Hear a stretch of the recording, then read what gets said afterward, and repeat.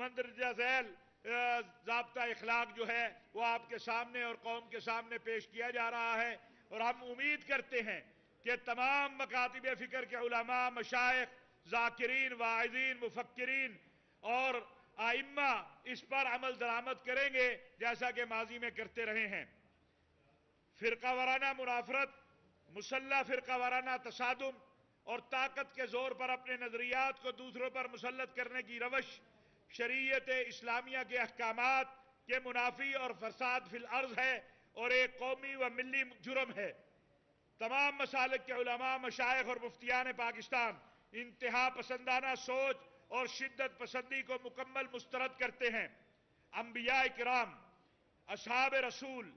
ازواج مطہرات اور اہل بیت اطہار کے تقدس کو ملحوظ رکھنا ایمان کا حصہ ہے اور ایک فریضہ ہے، اور جو شخص ان مقدسات کی توہین و تکفیر کرے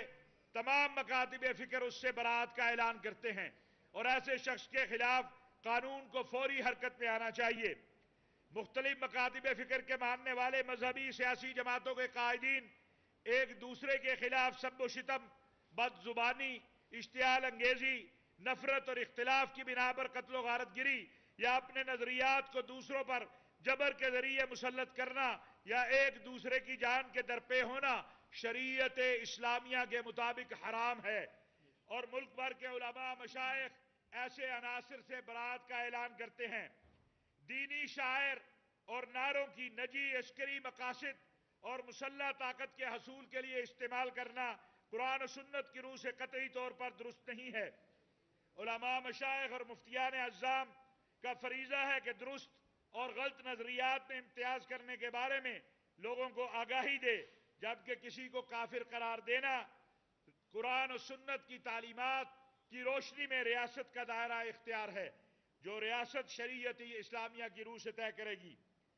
پاکستان کے تمام غیر مسلم شہری، اور میں یہاں پر یہ بھی عرض کرنا چاہتا ہوں، ہمارے علم میں آیا ہے کہ بعض یورپی ممالک میں اور سویڈن میں بھی بائبل اور تورات، انجیل، زبور یعنی کو جلانے کے لیے بھی اجازت طلب کی جا رہی ہے۔ میں آج پاکستان علماء کونسل، پاکستان کے تمام مکاتب فکر، پاکستان کی عوام اور حکومت کی طرف سے یورپی یونین سے یہ مطالبہ کرتا ہوں کہ کسی بھی شخص کو جس طرح قرآن کریم جلانے کا حق نہیں ہے، جس طرح قرآن کریم جلانا جرم ہے، اسی طرح تورات، انجیل، زبور جلانا بھی جرم ہے، اور ایسی کسی جسارت کو قبول نہیں کیا جا سکتا۔ اور اسی موقع پر جو اقوام متحدہ کی انسانی حقوق کونسل نے پاکستان کی مسلم ممالک کے ساتھ اور چین اور انڈیا نے اس کی تائید کی ہے، جو قرارداد منظور کی ہے قرآن کی حرمت کے لیے، ہم اس کی بھی حمایت کرتے ہیں، اور اس پر حکومت پاکستان اور باقی اسلامی ممالک جن میں کویت ہے، سعودی عرب ہے، ترکی ہے، قطر ہے اور اسلامی تعاون تنظیم میں شامل ممالک ہیں، ان کا شکریہ ادا کرتے ہیں۔ پاکستان کے تمام غیر مسلم شہریوں کو اپنی عبادت گاہوں میں اور اپنے تہواروں کے موقع پر اپنے اپنے مذاہب کے مطابق عبادت کرنے اور اپنے مذہب پر عمل کرنے کا پورا حق حاصل ہے۔ جو حق غیر مسلم شہریوں کو آئین پاکستان اور قانون نے دیا ہے، ان کو کوئی گروہ، فرد یا جماعت سلب نہیں کر سکتی۔ جو غیر مسلم اسلامی ریاست میں امن کے ساتھ رہتے ہیں، انہیں قتل کرنا یا ان کے املاک پہ قبضہ کرنا یا ان کے سے جینے کا حق چھیننا یہ قطعاً جائز نہیں ہے، اور یہ آئین پاکستان اور قوانین پاکستان کی روشنی میں ذمہ داری ہے ریاست کی، اور بطور مسلمانوں کی بڑے بھائی کے کہ وہ اس حوالے سے اپنی ذمہ داریاں پوری کرے۔ محرم الحرام، سفر المظفر کے ایام میں پاکستان کے تمام شہریوں اور مسلمانوں کو مقررہ کانفرنس، مجالس، جلوس جو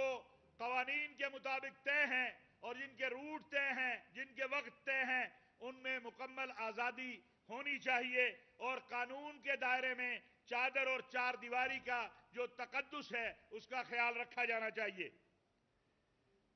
تمام اہل اسلام سے ہم اپیل کرتے ہیں کہ یکم محرم سیدنا فاروق اعظم رضی اللہ تعالیٰ عنہ کی شہادت کا دن ہے، اور 10 محرم سیدنا امام حسین علیہ السلام کی شہادت کا دن ہے۔ محرم کا مہینہ حرمت والا مہینہ ہے، لہذا اس میں ایک دوسرے کا خیال رکھیں، ایک دوسرے کے حقوق کا خیال رکھیں، اور اصحاب رسول و اہل بیت رضوان اللہ علیہم اجمعین کو نذرانہ عقیدت پیش کریں۔ سیدنا فاروق اعظم اور سیدنا امام حسین اور تمام اصحاب رسول و اہل بیت ہمارے سر کا تاج ہیں، ہمارے امام ہیں، اور ہم اپنے آپ کو حسینی، فاروقی، صدیقی، عثمانی، حیدری کہلانے پر فخر کرتے ہیں۔ ہم میں سے کوئی نہیں ہے جو اپنے آپ کو یزیدی کہلانے پر فخر کرتا ہو۔ اور اس وقت جو دنیا میں صورتحال ہے، سویڈن میں قرآن کریم کا جلایا جانا، اسلامو فوبیا کی صورتحال، اس میں یہ تقاضا کرتی ہے کہ مسلمان باہمی اتحاد سے، اپنے کردار و عمل سے جو انتہا پسند ہیں، جو اسلام کے دشمن ہیں، ان نظریات کو اور ان کے افکار کو غلط ثابت کریں، اور اس کے لیے ہم سب کو اپنے کردار و عمل سے بھی یہ کردار ادا کرنا ہوگا۔ میں پاکستان بھر کے علماء، مشائخ، ائمہ اور خطباء کا ایک بار پھر شکریہ ادا کرنا چاہتا ہوں کہ آج جس طرح انہوں نے پورے ملک کے اندر اسرائیل کا یوم مذمت منایا ہے، ہم اپنے مظلوم فلسطینی بھائیوں کے ساتھ تھے، ساتھ ہیں اور ساتھ رہیں گے۔ اور اسی طرح میں ان لوگوں سے بھی کہنا چاہتا ہوں جو اسرائیل کی اس قرارداد یا اسرائیل کے اس بیان کے اوپر اف اینڈ بٹ اور اگر مگر تلاش کر رہے ہیں، میں ان سے بھی یہ بات کہنا چاہتا ہوں کہ یہ قوم اور ملک کا مسئلہ ہے، یہ وطن کا مسئلہ ہے، اور یہ ہماری قومی غیرت کا مسئلہ ہے۔ سیاست، داخلی امور یہ ہمارے آپس کے مسائل ہیں، لیکن اسرائیل ہو یا ہندوستان ہو، کسی کو یہ حق نہیں دیا جا سکتا کہ وہ ہمارے داخلی امور میں مداخلت کرے۔ یہ چند گزارشات تھی، آپ کوئی سوال کرنا چاہیں تو بسم اللہ۔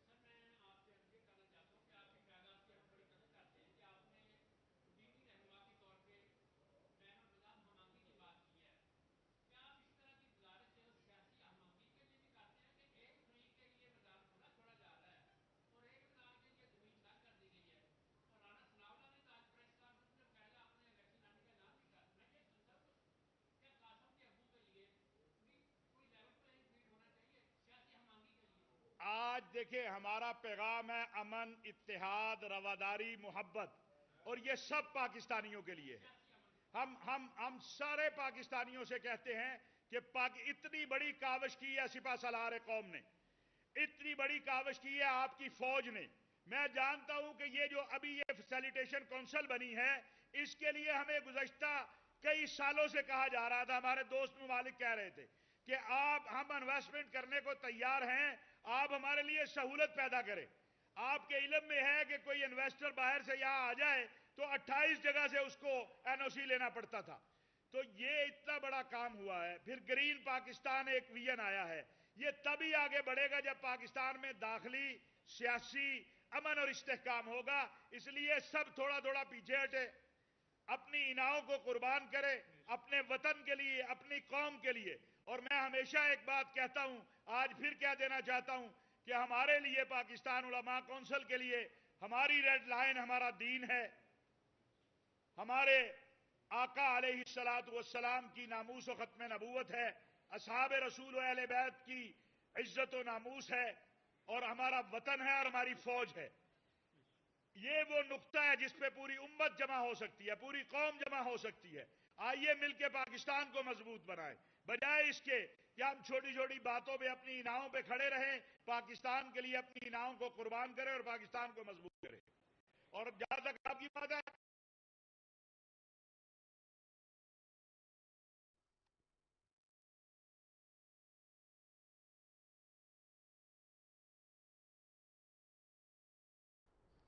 چیئرمین پاکستان علماء کونسل حافظ طاہر اشرفی لاہور میں پریس